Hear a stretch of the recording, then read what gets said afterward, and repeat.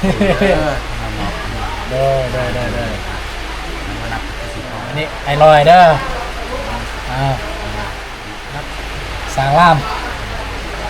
ได้หมอบนึง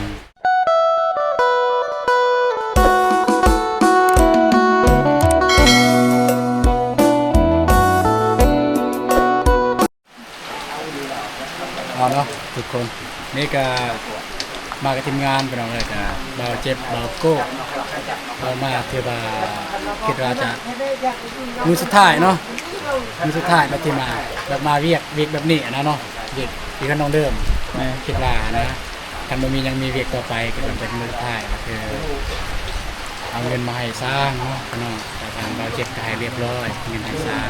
เงินที่ทางคุณยายใจดีเป็นฝากมาให้คืนของแม่ไม้กับพออินดี้เป็นฝากมาให้ประมาณ4 ดอล400 ดอลที่เป็นเงินลาวกับลาวประมาณ8,624,000 กีบเป็นอะไรเนาะแต่ว่าทางทีมงานเราก็ได้จัดแจงแล้วว่าไปมอบไปไพ่เนาะคือเบาตูนเนี่ยก็มอบเงินรางวัลเป็นเนาะก่อนสิเข้าเรื่องก็ถ่ายสบายดีเด้อสบายดีพ่อแม่พี่น้องบัดสุขสู่คนเนาะอันนี้ตอนหับ2ปูนชาแนลเพราะว่าอยู่ภายในหรือต่างประเทศเลยก่อนสิไปหาไอซางก่อนสิให้เงินไอซางก็สิถ่ายให้รอบๆให้เบิ่งก่อนว่าความละเอียดซำใดเนาะแล้วมีบอลตกบุกพองบอลใดเนาะแล้วก็สิสร้างสิแก้ไขบอลใดแล้วก็สร้างสิแก้ไขมือใดนั่นก็จะไปถามสร้างเลยเนาะโอเคขอบใจลายเบาเจ็บเนาะสบายดีเบาเจ็บวันนี้ก็ให้เบาเจ็บจับกล้องพน้องเลยเนาะฝนตกเลยนี่ฝนตกพน้องเลยเนาะก็สิถามนิดนึงเบาเจ็บเมื่อกี้นี่ก็เอาเงินให้สร้างเนาะก็มันอยากยืดอยากยาวแน่เป็นงานเฮาเพราะว่าเวียกลายเนาะทางผู้ใหญ่เพิ่นก็เข้าใจเพิ่นเนาะเพราะว่าเงินเพิ่นเนาะเข้าใจเพิ่นแม่นทมิตรก็เฮาต้องเฮ็ดตามคำสัญญาว่าทมิตรนี่เฮาต้องเช็คเคลื่อนก่อนเช็คบ้านนี่ให้เรียบร้อยบอลใดบ่ละเอียดให้แป้งก่อนจึงเอาเงินก้อนสุดท้ายให้แต่ว่าพอดีเมื่อวานเฮาเจอมีบอลมันพระใส่มันก็พัวใส่นะไอ้เตียงเราก็เห็นไอ้เตียงเราก็บอกให้สร้างเพิ่นแปลงเพิ่นก็หับแปลงเมื่อวานก็เลยบ่ได้มอบเงินให้เพราะว่าเฮาบ่อยากมอบเงินให้นะคือตามสัญญาเนี่ยต้องเฮ็ดมันแล้วเบิดแปลงแล้วเบิดจึงเอาเงินให้แต่ว่าผู้ใหญ่ใจดีเพิ่นก็อยากให้นะเฮาก็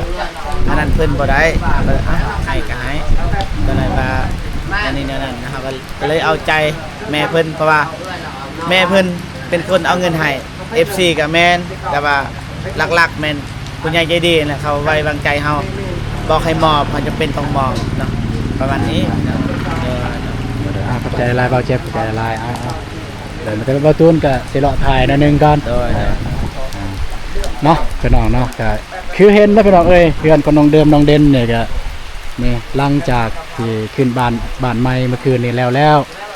ก็ยังมีแบบเพิ่นว่าคนอยู่ในบ้านเพิ่นยัง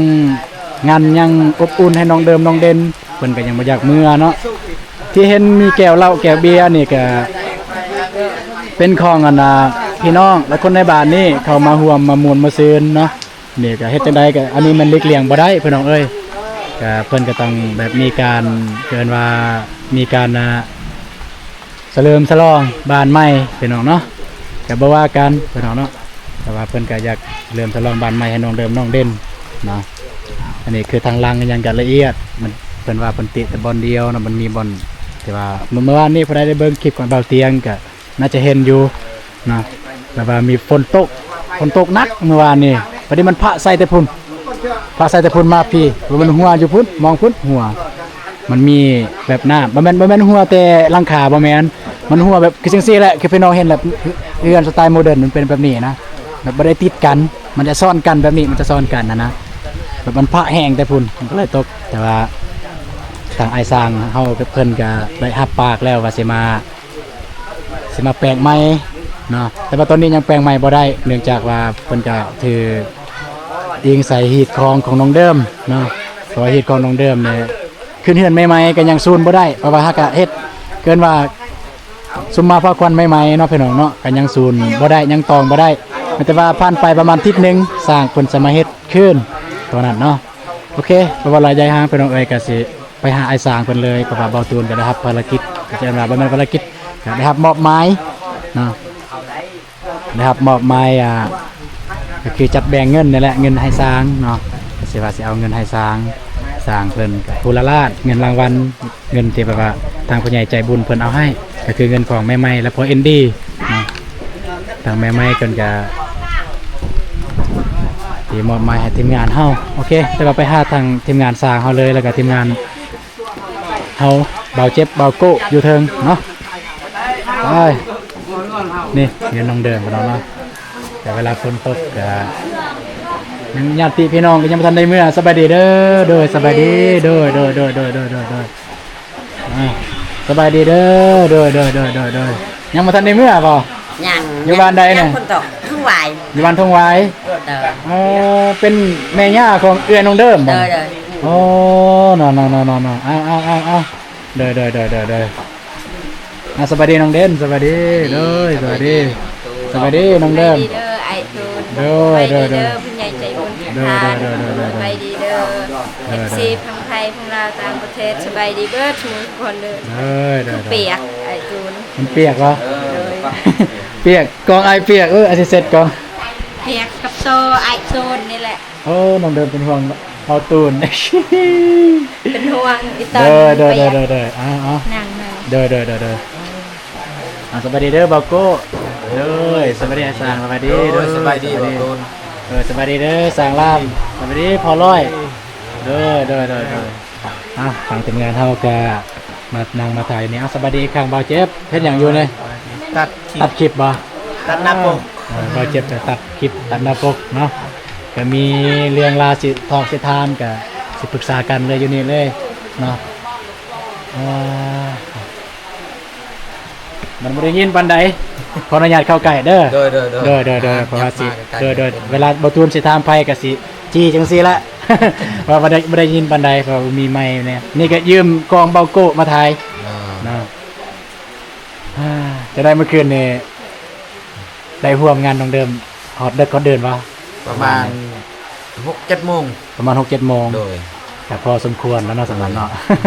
เอากระเมาแล้วเพราะว่าแต่เสาคือกันเนาะประมาณ โดย 9 โมงทำมาร่วมงานเลย โดยเนาะก็คือทางทีมงานเฮานี่แหละทีมงานไอ้สร้างเฮาก็เฮาก็เฮ็ดตามสัญญาพี่น้องเอ้ยทางเบาเจ็บก็มอบเงินเรียบร้อย เงินค่าสร้างจำนวน4ล้านกีบเนาะเป็นรอบสุดท้ายเลยเพราะว่าสัญญาตอนนั้นก็3รอบที่1คือตั้งเสาเฮือนรอบที่2คือมุงหลังคารอบที่3คือสำเร็จเสร็จสิ้นแต่ว่านี่ก็สำเร็จเสร็จสิ้นคิดว่ายังมีบ่อนใดผิดพลาดบ่ ผิดพลาดมั่ง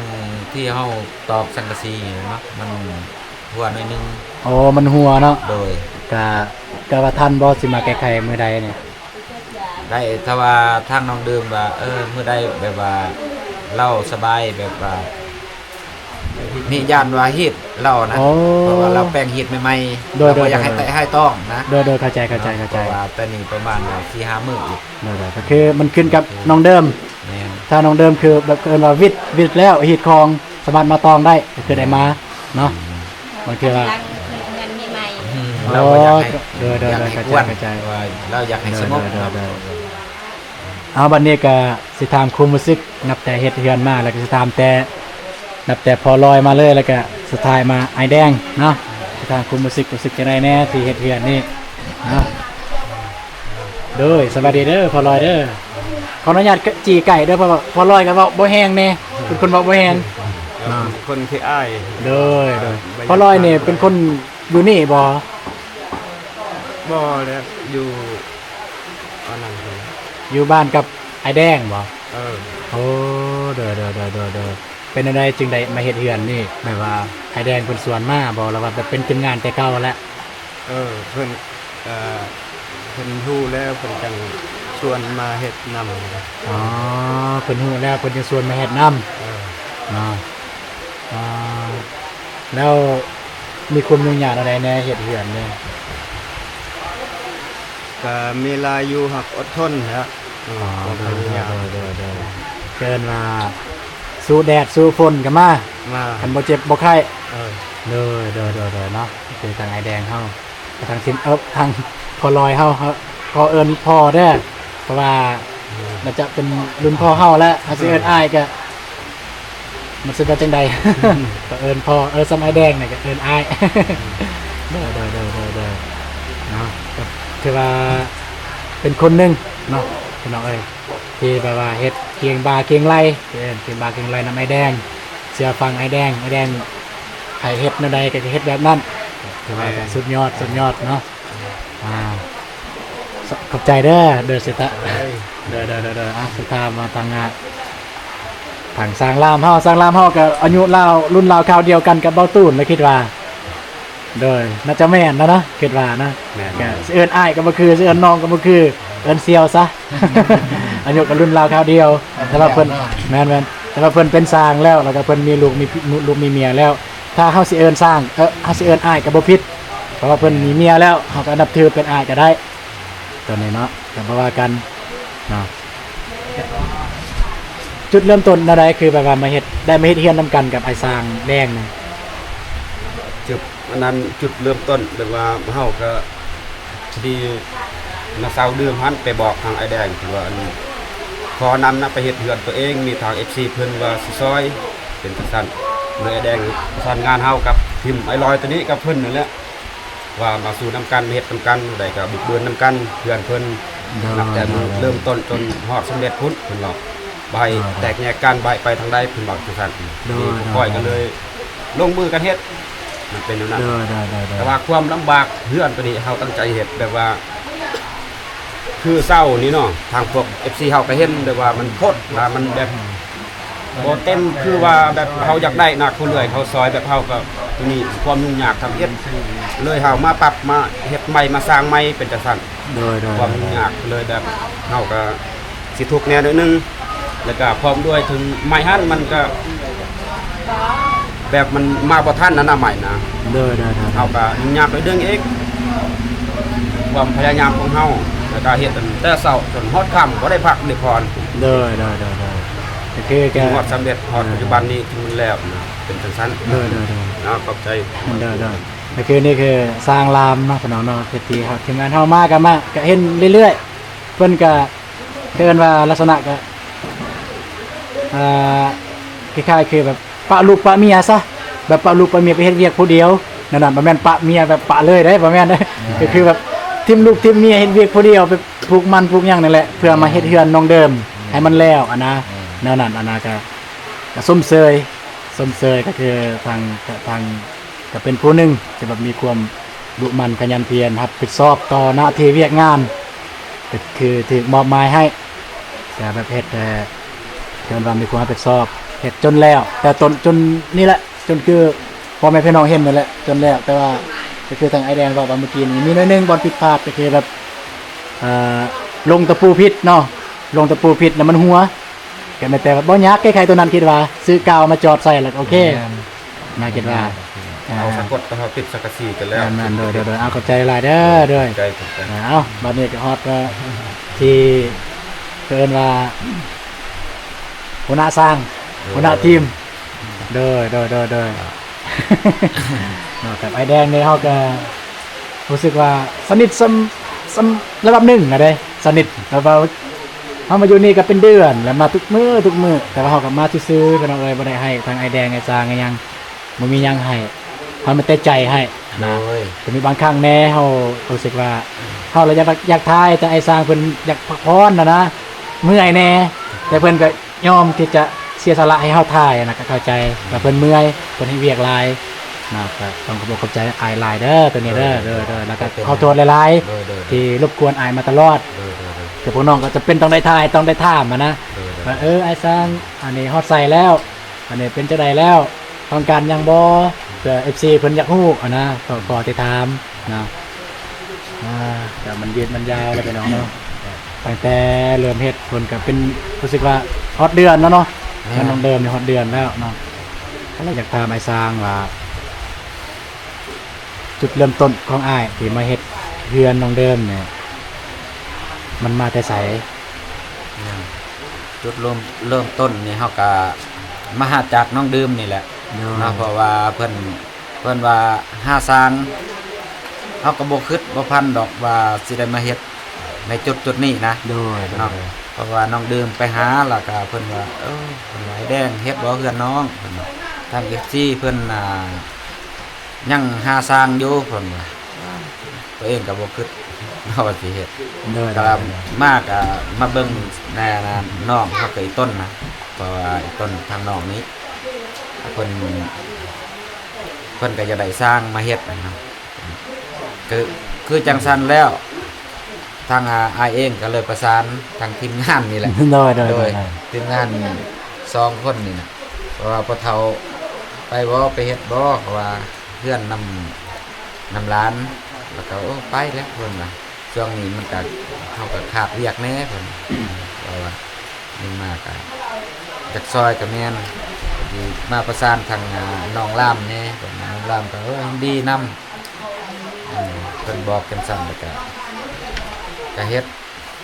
เลยได้มาเฮ็ดนำกันเนาะ แล้วมีความยุ่งยากมาได้แน่ที่แบบว่านับแต่มาเฮ็ดเฮือนหลังนี้รู้สึกว่ามีความยุ่งยากนะแบบกับชีวิตเขาเองนะมันมีความยุ่งยากบ่ใดแน่ มันก็ยุ่งยากมองว่าเฮาก็คนผู้เดียวเนาะก็แม่นอยู่มีลูกอยู่แต่ว่าก็คนผู้เดียวทางครอบครัวก็เฮ็ดเวียกภายในครอบครัวบ่เต็มเนาะเพราะว่าเฮาก็รับปากมาเฮ็ดเฮือนให้น้องดื่มเนาะ เด้อ แนวใดก็อยากเฮ็ดเฮือนน้องดื่มให้มันสำเร็จนั่นแหละแต่หนึงยุ่งยากนี่ก็คือสร้างลามบาเนาะเฮาก็ได้ปรับหลายอย่างเพราะว่าเซามันก็คือเฮ็ดตะเบ็ดนี่แหละเนาะเซามันบ่ได้มาตรฐานเรื่อยมันก็คดๆงอๆเฮาก็ได้ปาดได้ปรับเพราะว่ามันก็เฮ็ดให้มันเสมอกันนะก็เลยว่าเซาหน่อยเซาใหญ่เห็นบ่ว่าอันเอาใหม่มาห้องใส่ดูเซาเพราะว่ามันเซามันเสมอเนาะ น็อตมันก็มีตัวมันยาวเสมออยู่ดอกว่าเซาห้องมันบ่เสมอก็เลย เด้อ มันก็ยุ่งยากไปนะให้ศึกษาเวลาของเฮาเนาะคันว่าใหม่มันเสมอใหม่ไม่ซื้อเฮามากบมาดันมันอันนั้นเสมอไว้ก็เฮาก็เฮ็ดมันไว้เนาะอันนี้มันก็รักษาหน่อยนึงมาเฮาก็ในครอบครัวบ่สบายแน่เนาะตัวนั้นแล้วเฮาก็ซาเพราะว่าได้ขาดไป 3-4 มื้อไปพุ่น เด้อ ก็คือพวกน้องเฮียนนั่นแหละ เด้อเข้าใจ มันก็ซาแน่ก็บ่ว่ากันคือน้องตูนว่าถ่ายคลิปมายังมาตลอดมาให้กำลังใจตลอดเนาะครับทั้งเฮาก็ดีใจแหละบ่เคยขาดM100บ่เป็นน้ำดื่มอันนั้นอันนี้มักน้ำส้มน้ำหวานมักหมกมักไหม้สิ่งที่พวกน้องนี่พวกน้องก็เอามาต้อนให้ตลอดให้ทางสร้างนี่นะเฮาผู้ทางสร้างก็บ่จักสิบรรยายหยังมีแต่ความดีใจ ที่ว่าเฮามาลงในมื้อนี้เฮ็ดให้น้องนี้แม่นเทิงราคามันอาจจะบ่หลายแต่เฮาก็เต็มใจเนาะเต็มใจเฮ็ดในว่าในราคา12ล้านเฮาก็เข้าใจว่าโอ้มันอาจจะบ่หลายแต่ว่าเฮาสำหรับเฮาก็คิดว่าหลายแล้วเราได้มาเฮ็ดด้วยความเฮาดีใจเนาะได้มาซอยให้น้องดื่มหั่น เอาแต่บอกว่าหลายย้ายทางกันเอาไว้เนาะอันนี้คือตามความจุดเริ่มต้นของทีมงานแล้วก็มีความยุ่งยากเนาะก็คือว่าตามที่ประตูนเห็นเนี่ยคือแบบมีความดุมันขยันเพียรแล้วก็มีความให้สอบสูงแต่ว่าแต่ประตูนเห็นทาง FC เป็นยังใจบุญเพิ่นก็เห็นเพิ่นก็เลยเอาไปใส่เลยเพิ่นก็เลยว่ามีเงินรางวัลให้เนาะ ดีใจป่ะ เนาะมีเงินรางวัลให้เนาะบ่ฮู้ว่าคนเอาเท่าใดเนาะก็แต่มาเบิ่งนำกันว่าคนเอาเท่าใดแต่ว่าเงินนี้เพิ่นฝากมานำเบาเจ็บเพิ่นฝากมานำเบาเจ็บซื้อเบาเจ็บเพิ่นฝากมาพร้อมกับค่าสร้างเลยแต่ว่าเมื่อกี้เนี่ยเบาเจ็บให้แล้วเงินค่าสร้างเนาะแต่บัดนี้ก็แม่นเบาตูนให้เงินรางวัลให้สร้างเฮาแล้วก็โอเคเวลาย้ายห้างก็เราจะว่างบ่จับตอนแม่นะนึงโอเคเฮ้ยแป๊บก่อนสิเอาเงินรางวัลให้สร้างก็สิถามความรู้สึกน้องเดิมก่อนรู้สึกจะได้แน่ที่ได้ทีมงานในสร้างเฮานี่ น้องเดิมรู้สึกว่าจะได้แน่ที่ได้ทีมงานไอซาเฮานี่มาเฮ็ดเฮือนจนแล้วน้องรู้สึกจังไดแน่ รู้สึกดีใจและภูมิใจแฮงที่พวกไอ้สร้างแดงมาเฮ็ดเพื่อนซอยน้องดื่มอยากใจทางไอ้สร้างแดงที่มาเฮ็ดเพื่อนน้องดื่มแล้วก็มีสวยนำแน่เฮ็ดเพื่อนไว้ขอบใจหลายๆเลย เด้อ น้องคือกัน เด้อนี่ก็คือความรู้สึกของน้องเดิมเพิ่นเอาไว้เนาะเอ้าก็บ่ว่าระยะห่างเพิ่นน้องเอ้ยก็แต่ว่าสิเอาเงินรางวัลให้สร้างเลยเนาะได้ๆฮะ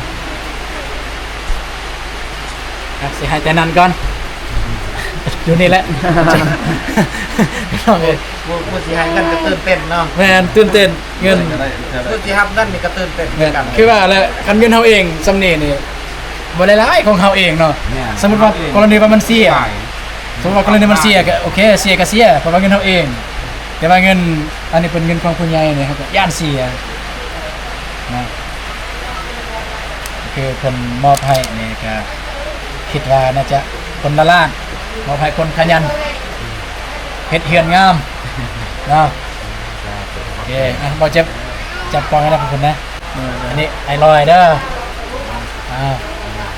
นับเบิ่งเด้อนับเบิ่งเด้อนับเบิ่งเด้อ มีตัวซ้อมลาว คือคนละล้าน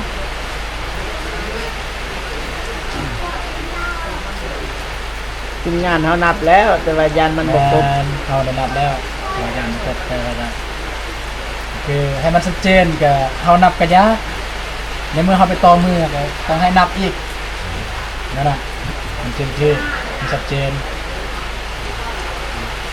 ครบเนาะได้ครับครบเรียบร้อยต่อไปก็เป็นไอ้สร้างล่ามได้ ขอบใจ ได้ มอบเงิน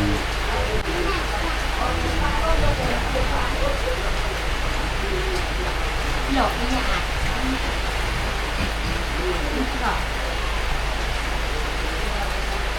ครบบ่ ขอบแล้ว ได้ขอบใจ มอบให้เงินรางวัลทุกสร้าง3คนเนาะขอบใจ สุดท้ายก็ไอแดงเนาะ ขอบใจเด้อขอบคุณเด้อมอบ ได้ มานับสิพอนะ นับนะ เป็นงาน นับนะ นับนะยันว่ามันสิข้างในกระเป๋าเบาตูนเนี่ย